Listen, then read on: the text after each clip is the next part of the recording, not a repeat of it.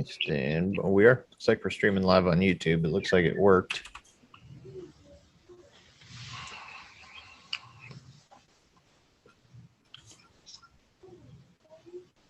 So impromptu. This is going to be a live show.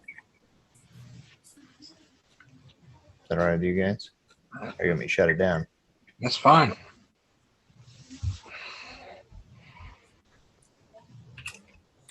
I'm going to share the links to Facebook, and then we'll get started. Sounds good.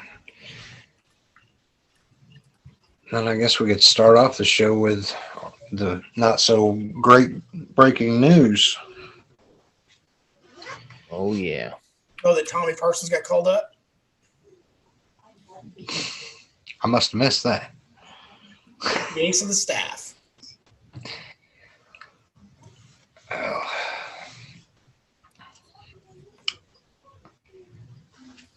It is funny to hear how many people want to debate who the ace of the staff is constantly. What is an ace? I wish somebody would tell me that. It's a card that has an A on it. That's the only thing I could think of.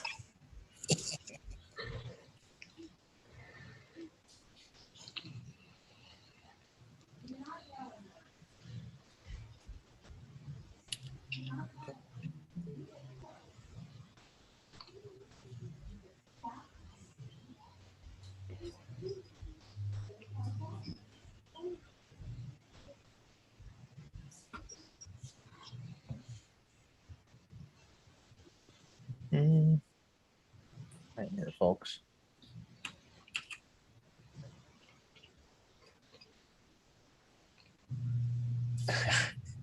I am an ace. Somebody knows it. Somebody knows that Jared's an ace. I think it's a little play on words. There you go. It's not nice. Well, at least he didn't say an ace hole. I am an ace in the hole.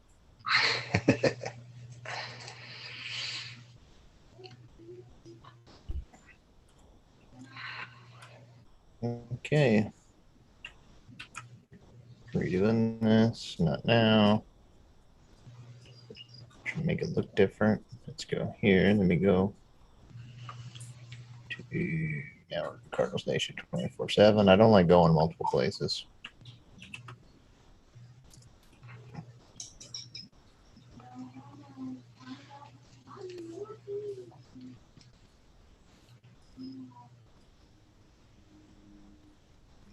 Announcement. Hey, all right. Hello, Brian and Pam. Thank you for joining. We didn't have this scheduled, so I'm acknowledging you. Thank you for joining us. Okay, Cardinals Nation, thanks for joining us. Whether you're joining us impromptu live, we didn't have the schedule. We just figured this would be an easy way to get this episode out, or you're joining us afterwards. We appreciate you for stopping by and checking out the show. We're going to jump right into the recent news. Jack Flaherty has significant strain injury. He looks like he's going to be out missing some significant time, and Johan Oviedo has been recalled in his place. But obviously, after having a good start to yesterday's game and coming up injured in an at-bat, not good news for the Cardinals. No, I mean, you could tell when Flaherty, swung the bat that he did something, and to get pulled out, where he was, I'm not going to say lights out, but he had, 9 strikeouts. I mean, against the Dodger team, that was pretty impressive. So you hate to see him get pulled, and you thought, well, worst case scenario, maybe a 10-day trip. But from reports, even though he is on the 10-day IL, it's looking like he's going to be missing some significant amount of time. And with the way that the rotation and bullpen has kind of already been in flux right now, that's kind of a not exactly good news for Cardinals Nation. Yeah, Larry, walks and control issues have been plaguing the Cardinals, both starting rotation and the bullpen. And Flaherty was obviously en route to his next All-Star appearance, his second one, I believe. And this obviously has to derail his start to a good season. But not only that, long term, the Cardinals' plans kind of puts us in flux with Oviedo, especially not really as well as we thought he would. Yeah, this is, I mean, no injury is ever a fortunate time, but this really does kind of put us behind the eight ball, so to speak. I think this kind of is going to bode well or badly for Mo. Mazzelak's going to have to do something now. It's either do we commit to the youngsters, the Parsons, the Zach Thompsons, or even call up Livator, who's now pitching for USA. Do we go that route, or is he going to make a run at like a Scherzer or somebody like that? Maybe the Mets are in the market to deal, or maybe Atlanta with their season basically in the tank. Maybe they've got some young guys on there they're willing to part with, but they're not going to give up any of their good guys like Fried or one of those guys. So you're looking at a Mets team, I guess, or maybe Washington Nationals. I mean, I don't know who else you'd go after at this point, unless we just turned over to the young kids and hopefully they succeed. Yeah, I mean, you have to think so far too, especially at this point, Chris. Even though some teams aren't doing as well, no one is still technically out of it. We're here the 1st of June. We're getting closer to the trade deadline in the All-Star game, but nobody is going to be, actively selling. And if someone is going to part with a decent piece, it's going to cost the Cardinals dearly. So, I mean, what do you think the Cardinals move is? Obviously, Oviedo's a stopgap. We've got other issues in the rotation already. He was already covered with a possible 6-man rotation. Looks like maybe might get another chance, which he's looked better in recent relief outings. I don't know if it's time to throw him back in the rotation, but has had control issues. His number a little distinct, and has had trouble going deep into contests. Wainwright has looked pretty good. I think his ERA is a little higher than it should be. He's had some great games and just didn't get run support, but I mean, Mikolas is going to be out an extended period of time. The rotation's a little bit in shambles. At what point in time do the Cardinals not say, "Hey, we're going to overpay for a trade here for a pitcher from another organization"? But at what point in time do you think Thompson and Parsons, like Larry said, or Liberatore, some of these guys get an actual chance? I think the time would probably be now for the Cardinals to call someone up and quit, shit or get off the pot, as they say. The Cardinals have a hard time calling them up. They haven't yet, but maybe it's time. Yeah, I mean, that's one thing we've kind of discussed in the past on they don't want to bring those guys up and put them in a bullpen role like we've seen so many, young starting pitchers come from the minors that we just slot in, into the pen. But right now it's almost panic mode for the Cardinals because this opens the door for an opportunity where Oviedo has gotten some spot starts, hasn't always looked, sharp. Maybe you can put Oviedo in the pen and bring up a Thompson or a Liberatore. I don't believe they'll bring up both at the same time, but, maybe ease one of them into that spot, give them a few spot starts. I don't think that the Cardinals are going to be, wheeling and dealing anytime soon. And I say that because, it'd be nice to go get a Max Scherzer. You could even package a deal and get Brad Hand, but you're going to give up a shit ton of players to get somebody like that. And the Nationals, while they're pretty well the bottom feeders of their division, it is still somewhat early to where they could turn that around. So are they ready to sell off pieces? They might be more apt to deal with somebody like Patrick Corbin, who's been struggling, all season, rather than give up on their ace. But I don't see the Cardinals going outside the organization to fix this problem. Yeah, I would say they're still a couple solid months away from trying to make a trade before any organization is going to hang it up, especially somebody like Max Scherzer. I know Cardinals Nation wants him like they did Arenado, but the likelihood of that happening anytime soon is probably not going to be in the immediate future, Larry. The Nationals would have to make sure they're going to be way out of the picture before they would part with him, and then the Cardinals would probably pay a hefty amount to where it almost would make sense to see what we've got. I mean, we've got issues up and down the board from Cabrera, Webb. The bullpen is kind of, we went from having probably one of the best bullpens to what it looked like on paper, and from all the analysts were saying we were probably going to have the best bullpen, to now coming around and have not much to show for it. Just put Whitley on the IL and doing really well. It seems like up and down we've kind of had issues. The only one that's not walking too many people would seem to be Ghost. To figure out something quick. The Diamondbacks, were a team that they played against and they took 3 or 4, which we had all three talked last week and said they had to take 3 or 4. Anything else would be a failure. They kind of had to take those games.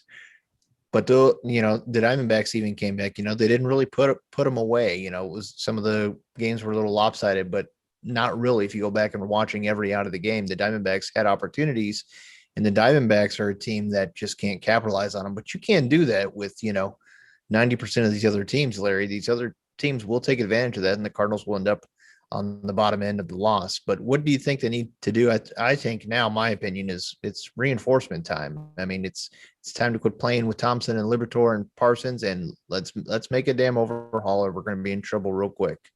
Yeah, I mean that's what's going to come down to. I mean, do we just go young and basically roll the dice with the young kids and see what they actually can do at the major league level? Or, like I'm kind of looking through the schedules and looking through the standings. You got a team like Detroit, they got Matthew Boyd. He had a couple good seasons. A guy like that, we know they're out of it. I mean, regardless of what that is, because they're not a team that's going to challenge later. They've got Fulmer, those guys. Maybe you can pick up one of those guys, and then you're not rushing these kids so much. But to me personally, I would say bring Liberatore up. Let him play. I mean, in the old days, it used to be with Duncan and Tony Russa. You brought those kids up, you stuck them in the bullpen, and they pitched from the bullpen. Wainwright was a closer. That's what those guys did until they got their feet wet. Then they became starters. That was a good introduction without all the stress. But I think right now, I think just the influx of everything going on with the bullpen, it's just been difficult for them to even get a hold on it. And I'm not in panic mode as far as the bullpen as a lot of our group members are.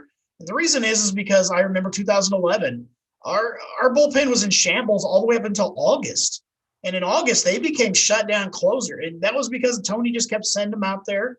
And they kept us in games where we were, one-run games here or there. And then we finally they dominated the playoffs. And that's the biggest thing is you got to keep sending these young kids out.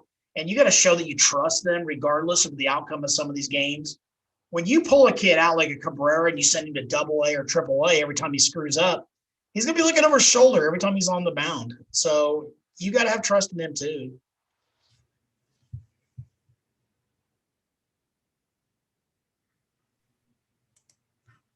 Yeah, I mean, something obviously has to change, Chris.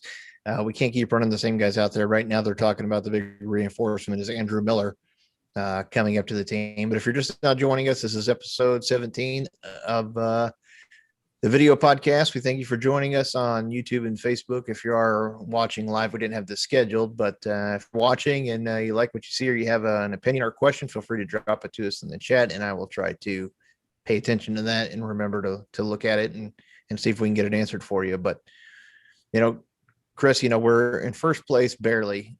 If the Cardinals don't make a move here in a quick period of time, we could find ourselves easily out of first place. But say the time would have to be now, especially with injuries, more things happening. Andrew Miller being, what they call as our reinforcements coming, doesn't kind of give you the confidence that you feel like we need for a first place team. Yeah, I mean, and looking at it, I think we're half a game back from Chicago right now. It's not ideal, the situation the Cardinals are in. The injury bug has bit a lot of teams. The Cardinals can't be the only team using that excuse. When you want to look at maybe some pitchers outside the organization, I mean, you might look at John Means from Baltimore, who's having, a stellar season, and that team isn't going anywhere. But again, you're going to be giving up some pieces to get somebody like that.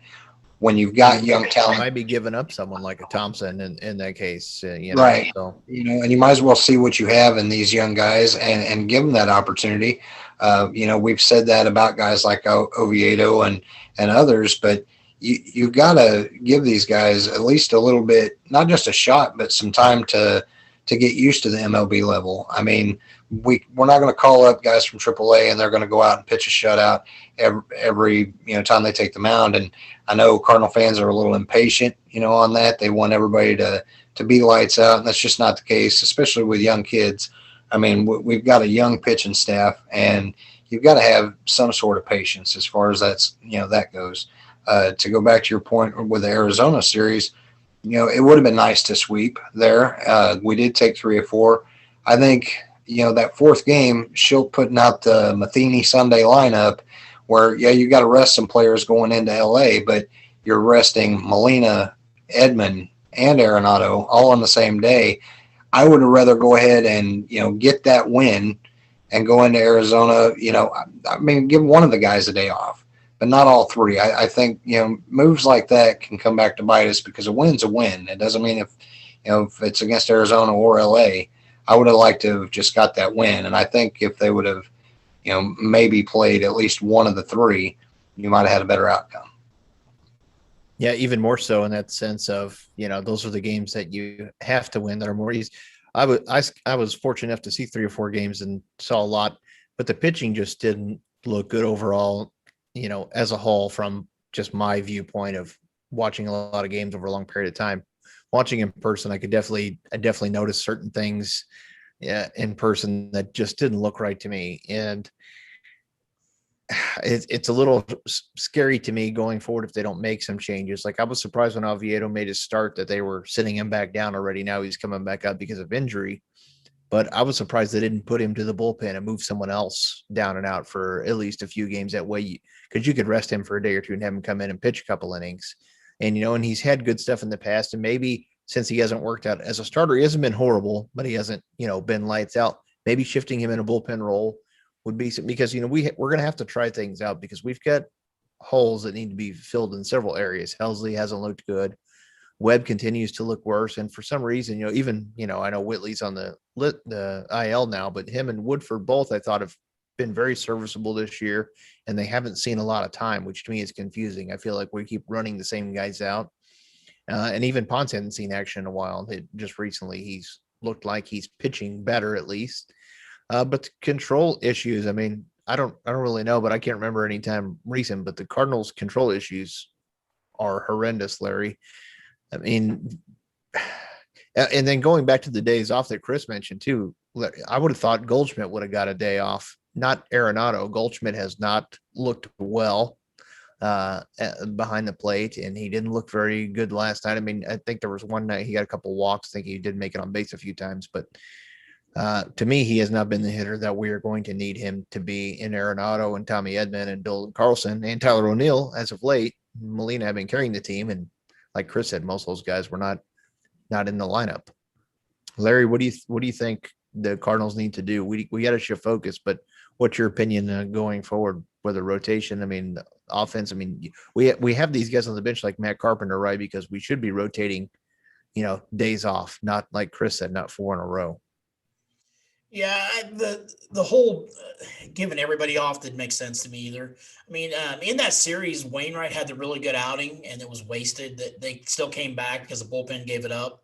I don't why we keep recycling the same guys from the bullpen. We send them down, bring them back.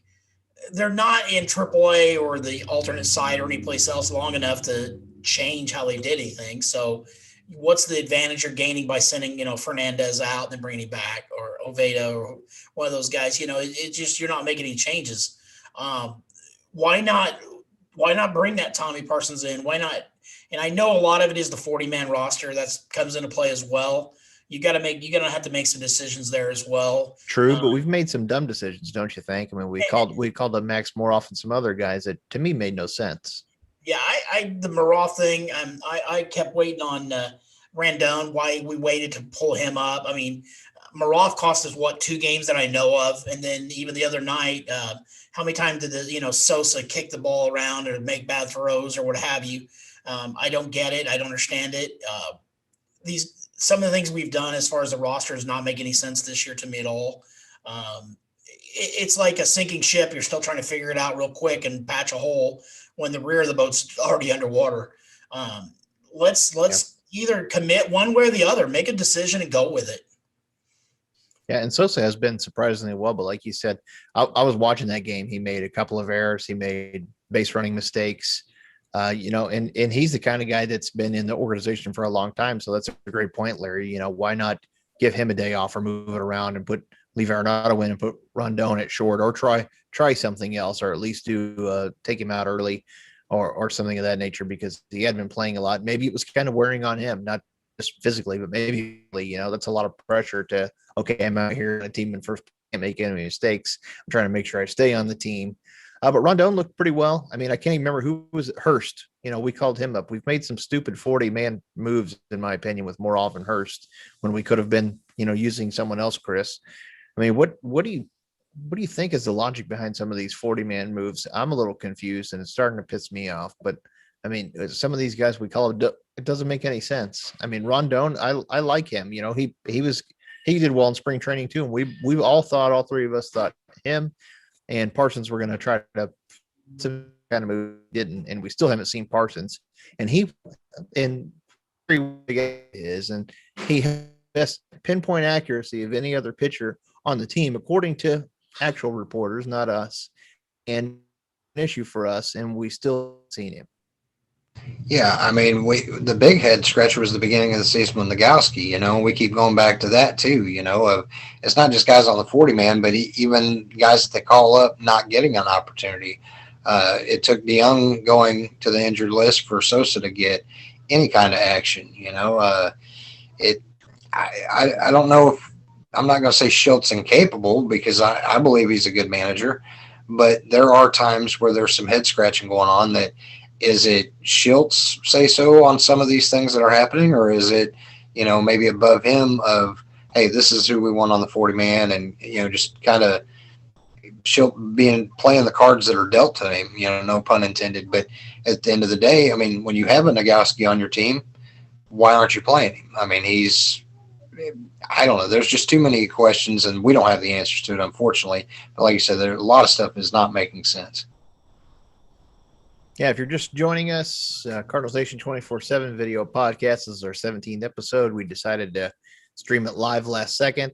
We've had requests to try to get things out a little sooner, and then being lazy and not wanting to spend a lot of time editing. But the Cardinals did lose that final game to the Diamondbacks, so Chris lost a bet, had to shave his hair. So he's waiting for that to grow back. He didn't want to bet the beard, but he bet the top, ladies and gentlemen. But he kept the few spikes there. It's handy for cleaning cleats, doing dishes, stuff like that. So he did keep the front. What's the story behind the bet there, Chris, with the hair? I wish there was a better story than what the truth of the matter is. And for anybody listening on the audio version of this podcast, be lucky that you don't have to look at this, head on my shoulders right now. But no bet. If you don't have to tie your shoes, or yeah, exactly. Can't really know. I still think you should just cut across the bottom of the beard and stick that on top. I could. It's long enough. And then for next week, just pull it up over, make eye holes. Yeah, look like as a kid. I could do a comb over. Move your head like Harry Carey next week, and then just have it fall off during the podcast. I think that'd be great. Yeah.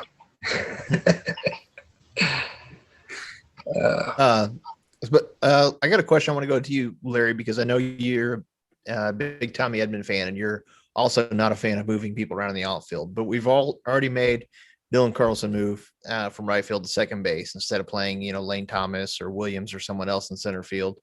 But Carlson's been our de facto center fielder with Bader being out, and now we've got Justin Williams.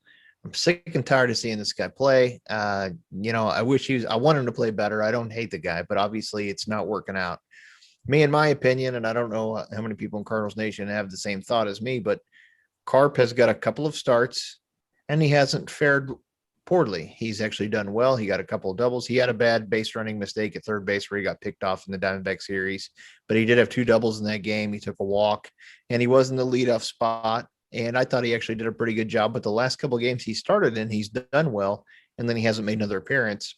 Me personally, instead of seeing Justin Williams play, I would much rather see Tommy Edman in right field or center, move Carlson back and then let Carp play a few games at second base, especially when he has a positive outing. I'm tired of the Justin Williams experiment. Lane Thomas has not looked right this year. And it's just the whole factor of, Carp can put the ball, and I know Williams did last night, but Carp can do other things. He just brings a different element to the team.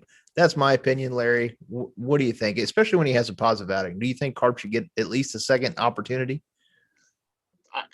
Before I answer that question, is John Nagowski still on this roster?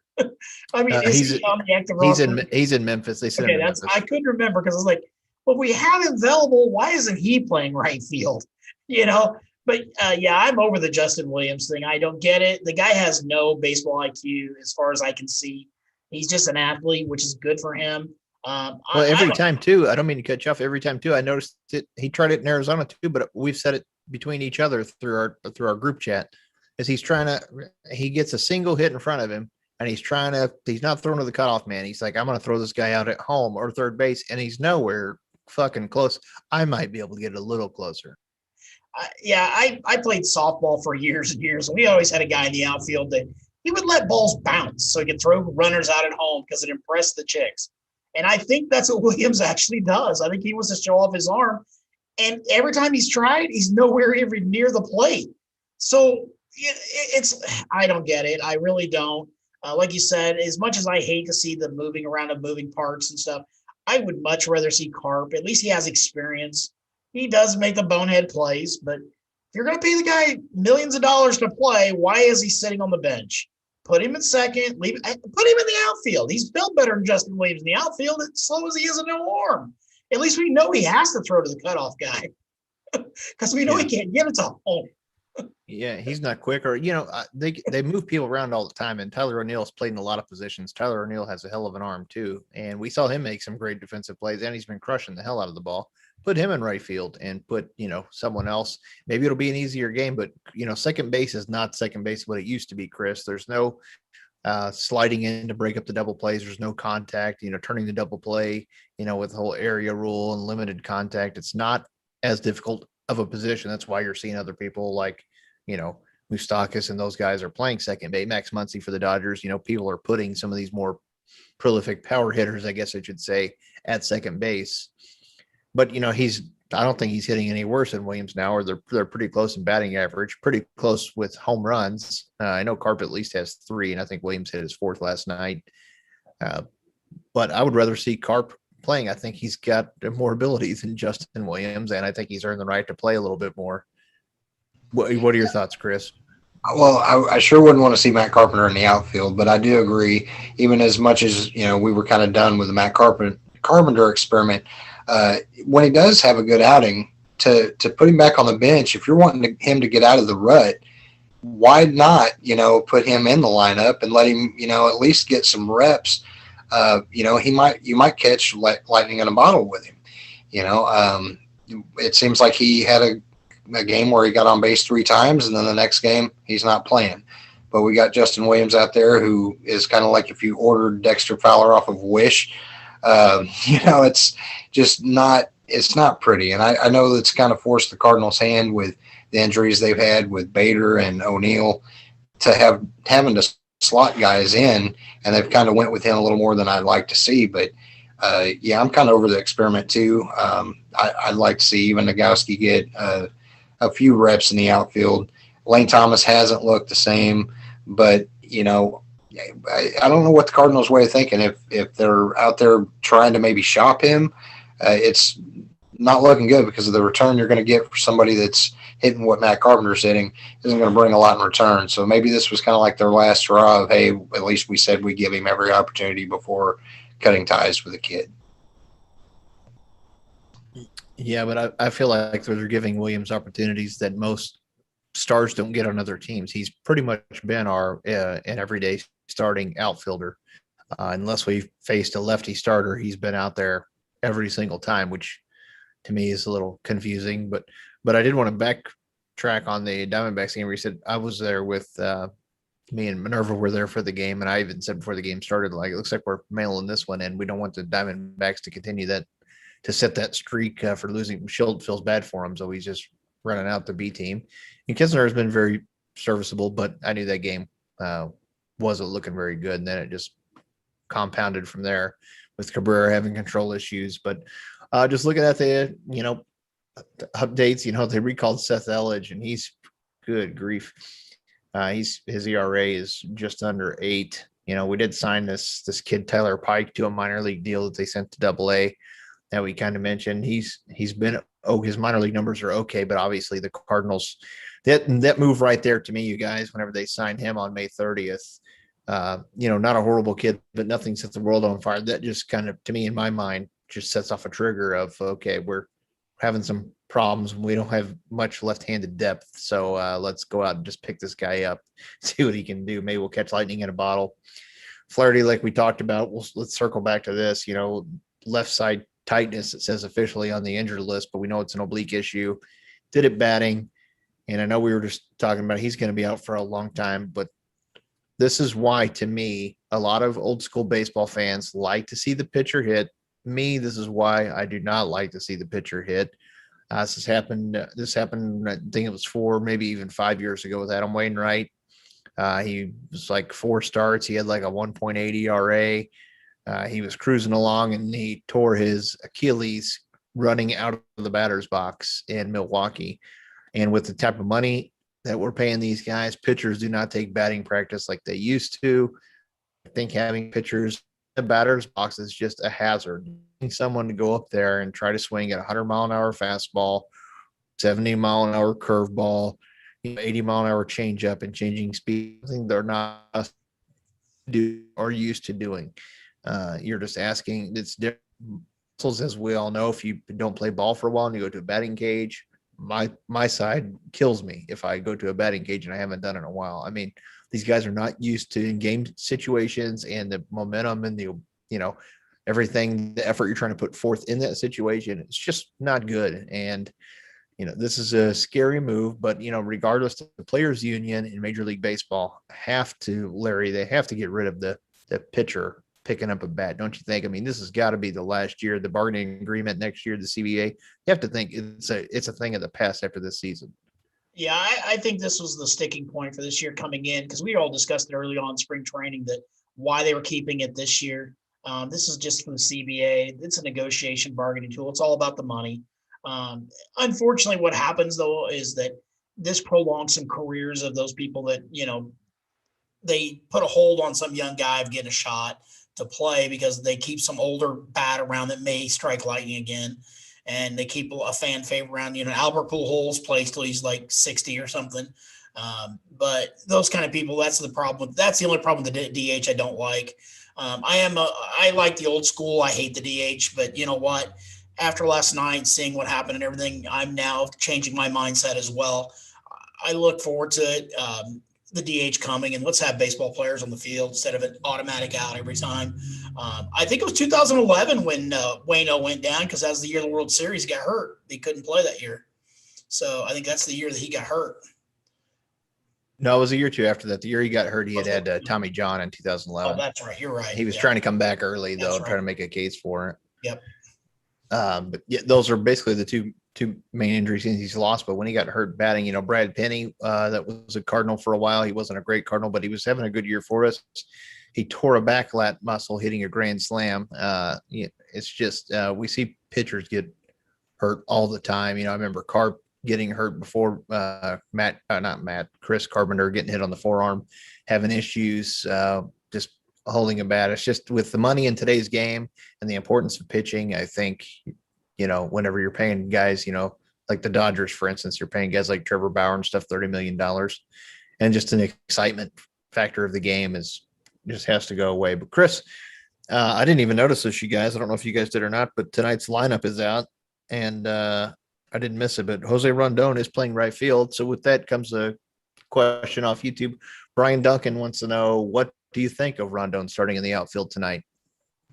I don't see a problem with it. I mean, you called the guy up, at least do with him what you haven't done with guys like Nagowski, plug him into a spot, see what he can do out there. I mean, obviously he's a utility player. So, I mean, he's used to having at least some experience out there at that position. I don't see a problem with it. I mean, it's better than the alternative. Yeah, Larry, it kind of goes back to what we were just saying. We're tired of seeing Justin Williams out there, and it looks like we're going to get the chance. I know Rondon's pretty athletic. He made a nice diving play at third base as well. But I know he's capable of playing the outfield, so it might be good to see a little bit of a change, give the offense a different look. Well, it just goes to show again that we've said before, John Mozeliak and Schilt, they watch our videos, and they realize that we make good decisions for them. So they're listening and they're learning. So, hey, eventually the knowledge gets around to all of us. I was looking at a fan-sided interview here, one of their blog articles or whatever from 4 days ago. They're saying that DeYoung's coming back next week. He and Bader both are coming back next week, according to Grish. So this may just be a short term. But now, what do you do with the roster from this point forward? I mean, you got Sosu's hitting, and if Rondon starts hitting, you're looking at what? I mean, Justin Williams, bye-bye. I mean, that's the guy's got to go, him and Thomas, one or the other, I guess. So, yeah, that was 4 days ago, and it said next week. So they just changed. They did change it today. I'm reading one now. DeYoung left rib non-displaced fracture, mid to late June. Paul DeYoung remains in St. Louis, where he's been able to slowly ramp up his baseball activities, including playing catch and taking light swings. DeYoung is set to undergo additional imaging on Thursday of this week, which the club will then evaluate his next steps. He was hit in the ribs by a pitch on May 11th, and they thought it would be a 10-day minimum. But the start of rehab is possibly coming soon, but the Cardinals look to prevent the injury from becoming more severe. And that is from today. So maybe they just change it, but he hasn't started yet. So mid to late June. So it sounds like it's going to be a couple weeks still. They don't know anything about Cody Willie, Hasms, rounded out. Andrew Miller, right foot blister. He's been out for like 40 days. Put him on the 60-day call. Yeah, he's thrown 3 innings and a rehab stint with AAA Memphis. He's allowed 1 run. He struck out 5. So said he's feeling good. The toe is much improved, I guess. If he could come back and be half of what he used to be, that would be a good thing. Max Moroff, left shoulder subluxation. Nobody cares, and nobody knows what the hell that is. Not even the guy that wrote it. Harrison Bader, right rib hairline fracture. That's still to be determined for him. He's probably going to be out for a while. Ribs are such a tricky thing. Mickless, second half of the season. Hicks, second half of the season. But also going on tonight, we are going to see our first look. Batting 7th for the Dodgers, playing first base, Chris, is number 55, Albert Pujols. Your thoughts of Cardinal Nation getting to see Albert in LA in Dodger blue tonight against the Cardinals for the first time since he made his trip to St. Louis in 2019 with the Angels?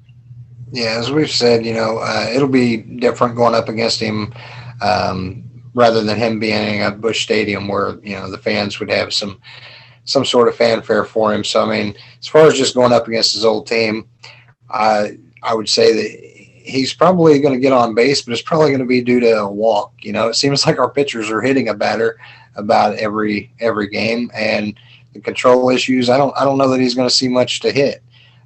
So he might get on base, but it'll more than likely will come from a walk and not a hit. But, Pujols is he's performing well. I mean, he's getting more opportunity in LA than I figured that he would. He's played well for the Dodgers also so far. Yeah, I mean, I was kind of thinking, he would be getting some spot starts and, kind of just riding the Dodgers as a team that, hey, is a favorite to win a championship. He would kind of contribute in any way, but he's gotten quite a few at-bats, so I'm a little bit surprised at the amount of at-bats and playing time that he has had. Yeah, Larry, your thoughts on the machine Hombre for the Dodgers, number 55 tonight? Yeah, I mean, I always like seeing Albert play, especially against the Cardinals. It's kind of nice to go back to those memories and him being here. And I hope he goes 0 for 20 against us, but hey, that's beside the point. Like Chris said, I'm shocked he's getting as many at-bats as he's gotten since he's been there. I figured he'd be a pinch hitter or a day off kind of guy, but he's been in a pretty good situation with him so far. I mean, and he's actually done well. I mean, changing him from the American League to the National League, I'm sure has made a big difference as well. So everybody knows, or they claim to know, that the American League is a harder pitchers to hit against. So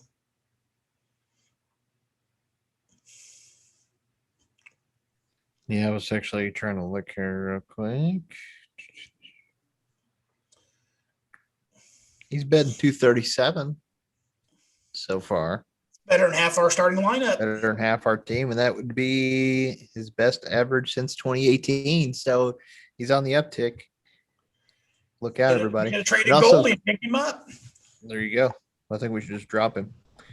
Coming back, I think, from the injured list to face the Cardinals is left-handed pitcher, former Cardinals Nation coveted pitcher David Price, Chris. The Cardinals wanted him for a long time, and with the whole Tampa Bay deal before he went to Boston. It looks like he's doing a little bit better, but he's been injured a lot this year too. So hopefully the Cardinals can get to him early and score some runs. Yeah, I mean, how is it when you look at it like David Price is making $30 million and he's been kind of pushed to the pin? Is that speaking to your team is that good that you've got a $30 million piece in the pin, or vice versa, that it's you're kind of screwed by having that much money tied up there? But they've Cardinals been Nation also wanted Chris Davis, don't forget. And where the hell is he? Oh, And don't forget Cespedes. yeah. And And the Ozuna. Ozuna. We've all said it at the same time. We know Ozuna can at least hit something. Don't forget we're live. We can't edit this. Yeah, I'll try to not touch on that. But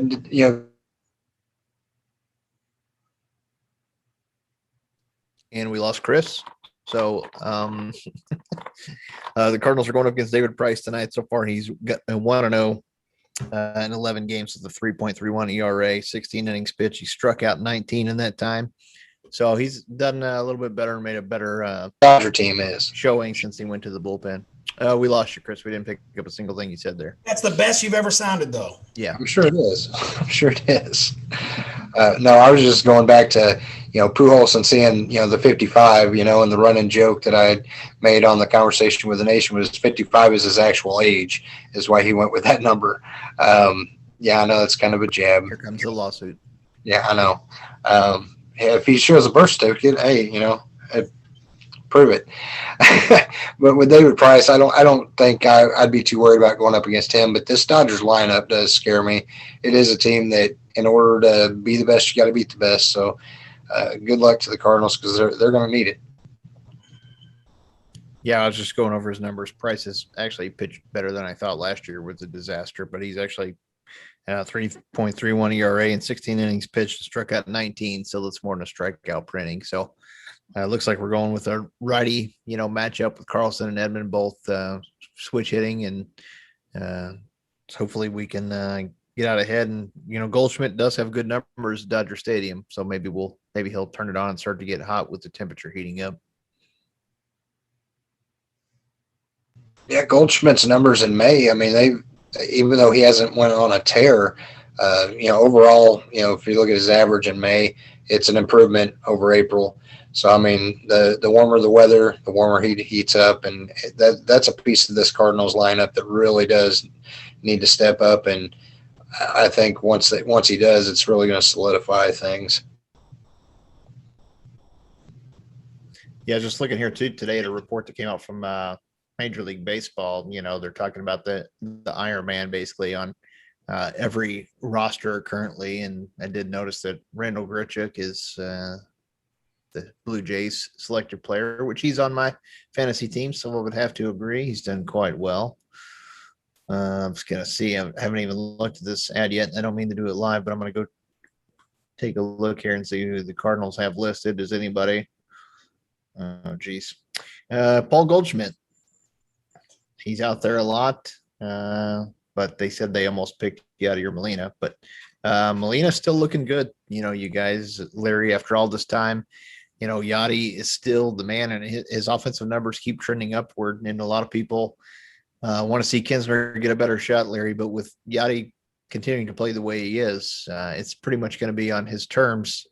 Do you think Kinsler is going to be a Cardinal at the end of the season? I do not. I think I believe honestly that if Ali Sanchez or any of the other guys down there, if they show anything, I think that he gets dealt at the break. I think he's got. I think he's the big piece that somebody's going to want. But Yachty did acknowledge that he's going to have to let Kinsler play more than he has. He did admit that the other night, I read. So we're going to see a little bit more of the kid, good or bad or indifference, but maybe it increases his value. Maybe a team like the Nationals, when they are finally falling out of the race, they do part with some pitcher that we need, or maybe we get something in value back. And because I can't see Herrera coming up this season So I could see Yachty coming back for one more season and tutoring Herrera for another season. Maybe one of the other guys becomes the backup for the time being with Herrera in the wings waiting in case there is an injury. But I can't see Herrera being brought up this quick this year, unless he just lights it up. Maybe he becomes something in the next month. Maybe he lights it up where he's at, and he kind of forces their hand. But in the past, we've seen the Cardinals don't do that. We've seen guys like Nagowski that has had those streaks, and they don't get the chance to play at the major level. Most teams, they bring up players when they get on those streaks in their minor leagues. That's the whole point. The Cardinals seem to be, they don't follow that recipe anymore. It used to be that way, but it just doesn't seem like it's that way anymore. Yeah, Chris, you have to figure the Cardinals most likely move, whether recent or as we approach the trade deadline, it's probably going to be a bullpen piece or two. And you also have to figure from that, you're probably going to see Kinsner is probably the most likely guy. He's going to bring you the most value in return. And he's also the guy that we basically, he's expendable for us. Herrera is the next Yadier Molina playing in the minor leagues. And with Yachty playing so well this year, it's going to be his spot to have.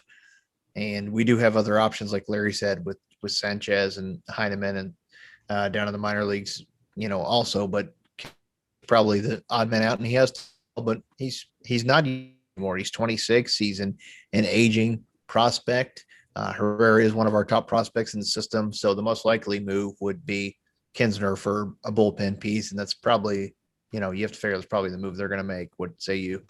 Yeah, I would have to agree with that. I mean, Kisner, he's not necessarily turning it up with the bat, but he's known to be able to be more than capable to handle the bat. And as far as handling the pitching staff, I mean, he's had quite a few shutout-esque ball games that he's called, and that's he's done well. Yeah. Yeah, that's the rest of our team. You got to figure out they're going to probably overpay, and unfortunately for us, a lot of our pitchers, we have a lot of pitching arms, but none of them really have any value right now with the horrible season. Right. And, the thing about moving Kisner is, I wouldn't want to move him just for the sake of moving him. I mean, obviously you want to get a piece, and if the Cardinals pitching is falling apart the way that it is and you're desperate, teams are going to know that you're desperate. So they're going to be asking for a lot in return for a big name player. So Kisner may be a piece of a larger puzzle where you have to give up him and a couple arms to get maybe a name pitcher in. But again, does a move like that happen this early in the season? And does it happen when there's no guarantee that the guys that you're going to bring in via trade are going to be an upgrade from the young arms that we have? And are the Cardinals going to be patient enough to give guys like an Oviedo and a Woodford more opportunity than to go out and take a flyer on somebody and give up somebody like Kisner in the process? And I know everybody's hell bent on doing trades, Larry, but I'm kind of going for this again. You call up someone like Thompson or Liberatore; those are top prospects in all not Cardinal system. That's the equivalent of making a significant trade. If you go get somebody like are going to overpay, and then what prospects are they going to want? They're going to want big names. So, I mean, I don't see the Cardinals myself personally trading for a big name starting pitcher like that. I see them doing the typical, 2011 type trade, or something supplemental like, we brought in Furcal and Nick Punto and guys like that, and Oliver Perez in the past. And we traded away Colby Rasmus and brought in Patterson and, some of these in Edwin Jackson, these guys that were just supplemental pieces that we needed at the time, and they helped get us to the final stage. I mean, everyone forgets, Mount was the closer of 2011, but the guy that led the team in saves was Fernando Salas. So, I mean, I don't see a big trade like that happening. I mean, I see being a bullpen move or two with someone like Kinsner's. You see the same thing as Chris and I do, or do you vision them going after something else? I mean, if reading our group, if we read it the way people say that we're going to get Scherzer, even Duffy says we're getting Scherzer. Why would you go out and get a guy that wants to play in St. Louis so you could sign him as a free agent? Why give up a bunch of prospects or a guy just to get somebody you get, and you could negotiate his contract anyway? So that doesn't make sense to me, especially we know the Nationals aren't going to give him up. But I was just kind of wondering, what about Alcantara that, for the Miami Marlins? Why couldn't we reunite with him? They're out of it. I mean, they're far enough behind. They're not catching up anybody. Maybe reunited there, and they do have the need for a catcher. So there is that fit there, maybe. But again, I think I agree with you guys. I think it's going to be a bullpen arm that we're going to get. We can't continue to keep running the same guys out there and hoping that we're going to get better. But I'm always the mindset that the more these guys learn by pitching, the better they're going to be. But when do you pull the plug on a Fernandez or a Cabrera that's struggling? And we all know Webb, that arm's wore out. I mean, it just is what it is, and it's not getting any better. And he's been around long enough that you know what he is at this point. So there's no value there. And like you said, I mean, are we going to give up a Zach Thompson for Scherzer for a rental? And then maybe he decides the Mets are going to throw a bunch of cash at him. He goes become a Met next year. Is that a risk you want to take? Not me personally. I always look at it as what move could we make to beat the Dodgers, to beat San Diego? Is there moves out there we could make to beat those two teams right now? And I just don't think we could make one or two key moves to win a World Series right now. I mean, the games against the White Sox, the Padres, and even now going to the Dodgers series, you see how much different they are. So one player is not going to make that difference unless his name is Trout. I mean, that's the guy. If you're going to go get dreams big, and let's go get Mike Trout. Let's get him. Other than that, there's nobody out there that's going to save this team as one player. To win the division, maybe we get lucky, get hot in the playoffs, maybe a key injury to their team. We succeed it happens. But realistically, one player is not going to make that big of a difference to this team. One of the players that I keep thinking about is John Means, that plays for the Baltimore Orioles. He's had a hell of a season. They're not going anywhere for the next 2 or 3 years. They'd be dying to get a Zach Thompson or a Liberatore or one of those guys. So who knows? I mean, it's eventually it's going to come down to John Mozeliak's going to have to say, where is the franchise heading from 2021 into 2022 and beyond? Are we going to keep hoping Wainwright signs 1-year deals and he's going to be out there pitching when he's 50? I mean, eventually you're going to have to say these guys got to play, and we're going to take our lumps with it. Well, I don't even think it's a question of, Wainwright's spot. I feel like Wainwright is one of the few that's pitched well enough to keep his spot, and he's probably going to be around till he wants to be done, unless he just blows up. But, you have to, Chris, at this point, I've got my eye on somebody, and he's a former Cardinal, but I was going to throw out, it's a type of move that I could totally see the Cardinals making, and it would be an interdivision trade. And Chase and Shreve, who was part of the Void deal from the Yankees, who is now on the Pirates. The Pirates obviously are a team that we know is not going to compete this year. Them and the Diamondbacks are dead last in all of baseball. And I was even looking at the Diamondbacks roster. They really don't have anybody that I can't remember his name now, Plantify or something like that. He looked pretty good. He was a lefty. The Cardinals obviously are wanting a lefty. Jason Shreve pitched pretty well for us. He's done well for Pittsburgh this year.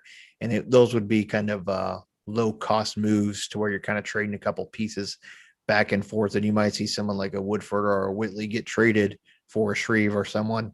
But like we talked about before, even if we got Alcantara from the Miami, they're going to want several pieces in return, and we just don't have anybody that's worth a damn as far as trade value on the major league roster, and given our prospects at this stage especially would be way too costly. Yeah, I mean, I hate to not sound too familiar with the minor league system, especially after we went over, them before. When you got guys like they picked up that Flores, Bernardo, or I don't know his name, but the guy from Baltimore, I believe, or White Sox, one of the teams. It was the White Sox. Yeah, you're right. Bernardio or whatever. I can't remember his name either, but I know who you're talking about. So he got called up and, had one outing with the team. That's a lefty. They do have options of guys down there like Tommy Parsons or Cazada that they picked up that I don't know exactly what those guys are doing in Memphis right now. But Bernardo Flores Jr. Bernardo Flores Jr. I don't know why I had Jr. I don't know why I had a hard time saying that, but there are guys still down there that, you could call up a Rondon, not Jose Rondon, but Angel Rondon. There's some other arms down there that could get opportunities that, unless the Cardinals are going out and getting, a top name pitcher, I think they're going to be a little bit gun shy of making a move because they're going to remember these trades that, while it's still early to say that we've lost out on the Rosarena deal because Liberatore could be, a stud, they don't want to see these guys go to another team and tear it up if we're not getting a for sure, return on, what we're getting back. I mean, it worked out that we got Gallegos and Shreve for Voit, and Voit right now is on the injured list. But, the year that he had, the Cardinals don't want to look back and say every move we're making, guys are going to another team and tearing it up. Why not hang on to some of these guys, even if they don't have a spot per se right now? But the pitching staff right now is a good opportunity to give them the opportunity. If you're going to see what these guys have, when you have these injuries right now, that's when you bring them up. And, if it's a Quezada, hey, I know that was a cheap guy that we got, give him a spot. If he blows it up, interchangeable piece. 40. He's on the 40. Well, like you said, like we're talking about, and I agree with you, Chris. It's like we're at this stage right now currently in the game, and all these guys, obviously the team we got's not putting it together. So why not cycle some of these guys out and try it on? And you and I have talked about even trying to take advantage of that taxi squad before, and they really haven't done that. Even look at our old friend Patrick Wisdom. I mean, he's had to call up with the Cubs last week. He's been on fire. This is a guy that we just gave away. Garcia, I mean, those guys, and I was a huge fan of Garcia. Even when he came up, I was hoping he'd make the roster a long time ago. But those guys like that, just for some reason, they don't fit their mold or they don't make the star. I mean, he got pushed out by Grichuk and freaking Piscotty and those guys back in the day. So, and now he's lighting up in Texas. I mean, they're not going nowhere. Hell, give the guy a call. It's just, like I said, I think right now we're stagnant. We're just sitting. Maybe, as some fans are saying, maybe John Bozeliak, it's time for him to go. Get some new ideas in, fresh blood, and maybe make some changes in the organization. I don't see it happening because I think he's one of the greatest minds in baseball right now, but I think he's built so far out that we don't have the stars of today. Yeah, I don't see him getting let go, especially after pulling off the Arenado thing. I think that buys him, quite a bit of time before they're looking to shit can Mo. But something does have to change. And, whether it's so many interchangeable parts, if you're not going to have guys with a future with the team, or we don't know if Whitley's going to have a future with the team or Quezada or, some of those type of guys, you don't have to invest in those. But I think guys like Oviedo is going to have a bright future. And it's just Cabrera. I mean, he's had some control issues, but I think he's going to be, a lights out pitcher in the future. And you got to take your learning curve, so they're going to get bumped around. Right now, walks are killing us. Control is a problem. But I'm not ready to part ways with these guys. I wouldn't mind seeing them maybe get sent to Memphis and sharpen up their, arsenal before, getting slotted back in. But even guys like Potts, had a couple good outings, then a rough outing. Are we ready to move on from Ponce de Leon? Webb's arm's about to fall off. And Andrew Miller, I don't believe, is going to bring much to the table when he comes back either. I think we need more foreign substance on the hat so we can keep up with everybody else for a change. I really don't know. I mean, why isn't Cabrera get a start? Why don't they give him a chance to start? We stuck him in the bullpen. He stayed there. Give him a start. Did MLB even find out what was on Gallegos' hat? They've had the damn thing long enough, and nothing's came out. I never heard anything on it. I don't think they followed protocol on that, so I think that's part of the issue. I think the protocol was that I think it had to be addressed by a manager, not just the umpires. And I think it was, like we said, just the whole handling of the chain of evidence. I think that was all handled incorrectly. Giving it to the bad boy, and then he took it through the visiting clubhouse and et cetera. Yeah. So I think they know they can't really push the issue. Then the fact that he came out and shut him down and knocked, 1, 2, 3, that kind of helped too without that. But he struggled since. This issue with the Cardinals this year, obviously on the pitching side of this, has been control, and it's been across the board for the most part. We've got a few pitchers that have limited the number of walks, but for the most part, it's pretty consistent that we don't have good quality control. And I don't know who you blame for that or how you go about addressing that, but it's obviously been a big problem. And then the few pitchers that have pitched well have been overused. And I think that's the case of guys like Webb that looked good to start the season. And I feel like we keep running the same pitchers out there. Ray, and some of the numbers are deceiving for guys like John Gant and Alex Reyes on paper. They look like they're having great years, but their control issues are pretty horrendous as well. And, Gallegos has been effective, and I know people like to hear this, but, maybe Reyes has not been built for the bullpen before in his life, and we need starting pitching. He's not going to hit 100 innings in the bullpen. I mean, we're 2 months through the season, and he's not even at 30 innings, and they want him to go to 100. So he's not going to hit that mark even as much as they've been using him now. So maybe stretch him out a little bit and piggyback a couple of these guys. Like Larry said, maybe try Cabrera as a starter. I'm all for trying anything. See if Cabrera can start a game or two. His control's been bad too, but maybe, changing some of these roles around and putting Oviedo in the bullpen and changing their mentality might help with their control one way or the other. And if they're not going to call anyone up, they obviously have to make a change because Gant and Reyes have good numbers, but it's still been walking a lot of people. And I don't know the solution. I'm not going to pretend like I do and point fingers, but, something has to change. It's been going on. Now we're into June. The control issues are still there, and nothing has been changed. And we really haven't, other than the consistent calling up and sending down the same players over and over, and Elledge, Fernandez, Oviedo, Ponce, nothing has changed.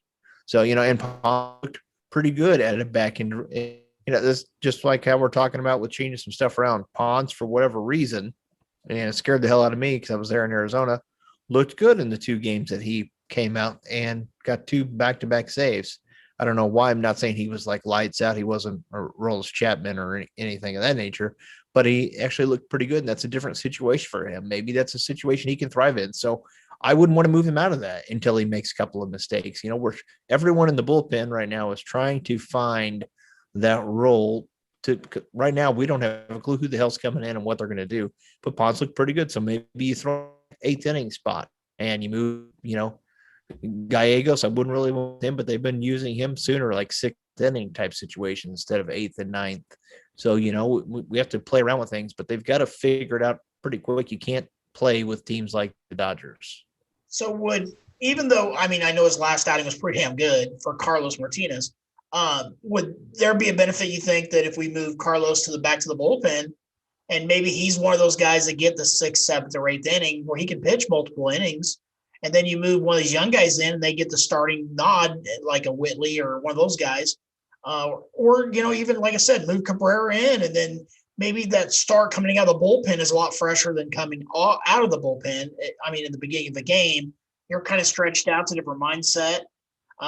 Maybe even like Cabrera, Gallegos, he's asked to start for the last 2 seasons. He said, I'd really rather be a starter. But I don't want to lose him in the bullpen because he is the best arm in the bullpen outside of Reyes. But maybe a change of that nature, because I thought Martinez did well in the bullpen as the closer. Yeah, I don't know. Correct. I don't know. You're going to be relying on him even heavier now that we've got other injuries to the rotation. Martinez is going to need to keep performing like he did last game, where he had a bit of a no-hitter before it unraveled. But Kim and Martinez are definitely going to have to step up their game now, especially. I don't know, Chris, your thoughts? No, I agree with that. And what kind of screws the Cardinals too is that they've almost dedicated now Reyes in that closer role, where he would be, almost the perfect type of arm that we all wanted to see in the beginning of the year get a chance to start. And I think he would thrive in that, but I don't think they're going to make a move where he's now been used to being the closer to thrusting him in that type of a role. I still think that, a guy like Jake Woodford might, you give him another shot at a spot start here and there. He didn't get a fair shot, really. No, he got kind of roughed up a little bit early, and, they parted ways with him. He come back and, had 6 strikeouts in a short outing the other night. But, that's the thing with the arms that we have is there are some nights where our bullpen and these young arms, they look lights out, but they are not consistent. And the walks, that's something people in our group are quick to be like, well, this is Mike Maddox's fault. Same way that Jeff Albert, if we're not hitting, get rid of him. Is this Maddox's fault? Is this Schilt's fault? Who's making the call to have Webb warm up 8 days a week? Why are we going to the same tired arms over and over? When Pond struggled, then, he didn't pitch for over a week and then gets thrusted in 3 games in 4 days. I don't know the ideology of what's going on behind the moves and the decisions that they're making, but we've got plenty of arms. It's just a matter of picking and choosing how we're going to operate and slot them into the roles that they're going to thrive in. That's why I was saying after Oviedo's last start, I was surprised he didn't go into like a bullpen role just to maybe, have someone that could pitch a few innings after a couple of days to give some guys some rest if he was going to be coming out of the rotation. But, and even guys like, I feel like Helsley's been inconsistent. Like Larry made a good point about Gallegos, Helsley's always figured in that starting rotation, possibilities and the chance. Maybe let him start a game and see how he does. Try the opener thing. I'm not saying that's but I feel like what's going now, the point I think all three of us are trying to make is what the Cardinals are trying now isn't working. And, we talked about how you can't, lose the season in April, but you can definitely, you can't win a championship, but you can definitely get behind the 8 ball. And now we're approaching, June and, Flaherty's on the injured list. Nicholas just went down, after making a very brief return after he looked pretty good. And now, Adam Wainwright is your ace, Larry's favorite term, and Carlos is your number 2 guy, and Kim is your 3rd guy. And, Gant's going to be in the rotation for a while. His ERA's been good, but his control, luckily he's been good with guys on base. But, Oviedo is going to be your 5th guy, I guess, for a while. But the bullpen is still, other than, Reyes and Gallegos, we don't really have a clue. We don't know we're going to get one game to the next. But that's the same thing Schultz facing as well. I mean, we can sit here and look at it from the outside, but if you're the manager sitting in that hot seat and you don't know which guy's going to bring what each night, I mean, the adage with Matheny was, hell, he threw gasoline on the fire every time he sent somebody out. It didn't matter who he sent. And I think we're to that point again in the series or in this season. 1/3 of the season's gone as of today. And we're still trying to figure out roles in the bullpen and who's going to do what, and even a rotation in the starters of the position players. We don't have a good feel for that as well. We got Dylan Carlson playing center field. We've got guys playing right and left field out of position, and the Justin Williams. I don't know. I just at this point right now, I'm more confused than I was at the beginning of the season. I was really upbeat. We had the spring training discussion that we thought we had a plethora of arms. Man, we've got arms that we can trade them away. And now we're trying to figure out if we can get 5 to play at one time. Whoops. Which to me, that goes back to what I said before. And I think we've mentioned this before, the 3 of us, and we've had Brad on in the past. But, my opinion is the Cardinals wait too long with some of these prospects, where the Rays and the Astros and some of these other teams, even the Dodgers to a certain degree, bring these young guys up. To me, the Cardinals, I don't know if it's a DeWitt thing or a Mo thing, but they just like to keep these young prospects in the minor leagues for as long as possible. And to me, I think, the time is now. We have a competitive team. We're in first place. Let's see what we got. You could call them up and they could be lights out. They might come up and not do as well, but you know what? That's what happens. That's life. This is the major leagues. They're not expected to come out and be, aces, but what if they are? That's the whole, he's the Liberatore is going to be the starting pitcher for the Olympic baseball team. Why the hell can't he come up and start for us? Why are we calling up guys like Hurst and Moroff? And why do we have guys on the 40-man like Quezada and Angel Rondon that have not made an appearance yet, and we're still trying to find our footing? So, like you said, you look at other teams, the Tampa Bay Rays, they bring up 21-year-olds. Our guys are senior citizens before they get their first ball in the major leagues. I mean, they're 24, 25, 26 years old.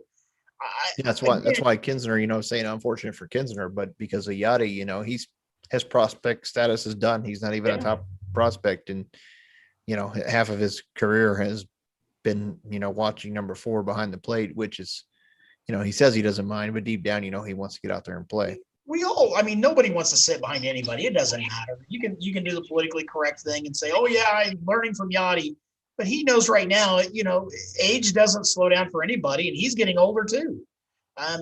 When you're looking at some of these guys that they're behind Yachty waiting to play, weren't even born when he started, that's the sad part now. But again, I keep going back. These other teams, they call it 21, 22-year-olds, and we're bringing in 27, 28-year-olds to pitch. It makes no sense to me. stick a guy under the gun and let him play, man. Let's learn and see what we got. If he can't play, send him down the road. And even worse, we're drafting college kids. We're not drafting high school kids that are, 17, 18 years old and we're waiting on them to develop. We're getting kids right off the College World Series teams, and they're still sitting in the minors till they're 26, 27. It boggles me at times, I guess. Well, that's the problem I have is like, I don't mind them going the route of calling up a Liberatore or Thompson, to see what they've got. But if they're not willing to do that with Quezada and Rondon, who are older and they're not getting a shot, then, I don't see them making that move with a younger guy. Why not give those guys an opportunity? Your Tommy Parsons, call them guys up, let them see what they've got. If they're a bust, move on from them or, send them back down. You've got options with some of these players. If it's a last type of resort and you want to go that route, then yeah, it's never too early to call up and see what you have. And especially a guy like Liberatore that there's so much hype on. We give up Rosarena for this guy. He's pitching in the Olympics. Obviously he's got some stuff, why isn't he pitching for the team? The thing the Cardinals need to think about is they're at the top of the division despite all of this feast or famine offense, despite all the injuries. They're still at the top of the division. Do they want to piss it away by waiting too long to at least experiment? If they're going to experiment with Justin Williams, why not experiment with the pitching staff and the bullpen? I go back to Patrick Wisdom. How many years did we watch this kid in AAA and AA and thought this kid could play? He never got a chance, and then he gets one chance at it, and he's done. It's like, see you later, dude. And I'm not saying he's an all-star by any means. I'm sure he's just on a hot streak with the Cubs. But how many times have we seen it lately? These guys, they're not getting to play. Then they go to another team and they're all-stars. And I'm starting to change my mindset there as well. I'll admit I'm stubborn and I want to see these kids mature and not be rushed. But you know what? What's the difference between a kid blowing out his arm in AA or in the major leagues? So why do we have these kids? If they're not going to play, why are they on the roster? Why are we trading like they're not on the roster? That's the problem. That's what I mean. Well, we picked this kid up from the White Sox. He's a lefty. Okay, so is he really that bad where he can't beat Webb out of a spot? Seriously. Well, they tried then. He looked pretty bad. Webb's looked bad every time he's been out there. So what's the difference? This guy was real. Did you see the game? He was really bad. I did see it. I did see it. But my point being is that, again, maybe because that kid got one attempt at it, maybe 2 or 3. Webb's been out there, 45 of the 50 games already, whatever it is. Like Chris says, 8 days a week he's sent out there. And he fails every time he's sent out there. So why not give some other kid that failed once a chance? And that's what just does it. It just drives me insane. We bring these kids in and it's like, why did you sign them if they're not going to play? If you're just, and I understand like Maroff, they brought him in from another organization, thought maybe a change of scenery, this kid will catch on. He was a young prospect at one time. But after he boots 3 or 4 balls, send him back in. AA needs somebody to play third base. Let him go there and sit, Hell, let's bring up some of those young guys and let them play. To hell with it. Chris, you have anything you want to say in closing? No, I know some of it, for those listening are maybe thinking we're going a little too far, like we're totally panicking out. At the end of the day, we are, a half a game behind the Cubs. We are in contention. This team is, got some firepower. They've got some all-star caliber ball players on this team, but it isn't too early to worry when every time we turn around, there's another injury. And it's not just, the slump in performance with the walks and the control issues, but now there's injuries and guys being out for a long time like Hicks and now Flaherty that you really got to have some concern. So it's not necessarily us panicking, hitting that button, being like, we're freaking out. It's the end of the season. There's still plenty of baseball left, but the Cardinals do need to have a different kind of game plan with seeing what they have. Well, we've used that line a million times. See what you've got in some of these guys. At the end of the day, you're never going to know what you have unless you play them. And Memphis ball is different than MLB ball, but call them up, see what they can do at the major league level. You might catch lightning in a bottle and might have a breakout star on your hands and not even have known it. Yep. I guess we'll find out. Tonight's game against the Dodgers is about to begin. And we've been on for a little over an hour now, so I guess we'll wrap it up. Thank you for joining us on this impromptu live show. This will obviously be available for watching later. We'll share it out on all of our platforms. If you're not familiar with us, please check us out on Facebook, Cardinals Nation 24/7. You can find us on Facebook with our group and also our page, which is separate, which Chris has been extremely active on. As far as that goes, anything else in closing? Larry? Let's bring on the Dodgers game tonight. Let's bring a W. Okay, I was expecting more after tonight. Larry's been he's sitting on a hot seat, folks. Chris? No, again, not to panic too hard. I mean, we've all got our concerns, but enjoy watching this team compete. And don't be afraid to voice your opinions in the group. People do that constantly. We appreciate everybody that does follow us on all the platforms: Facebook, Twitter, Instagram, and our YouTube channel. That we keep asking people subscribe if you like the content we put out. Hit the notification bell. You'll get notified each time a new episode drops. And share the stuff out. Help us out, reach more Cardinal fans. We appreciate everybody that tunes in. Yeah, real quick question, too, from Oliver Funk. He wants to know, does Tyler O'Neill hit a home run tonight? I will say yes. Chris?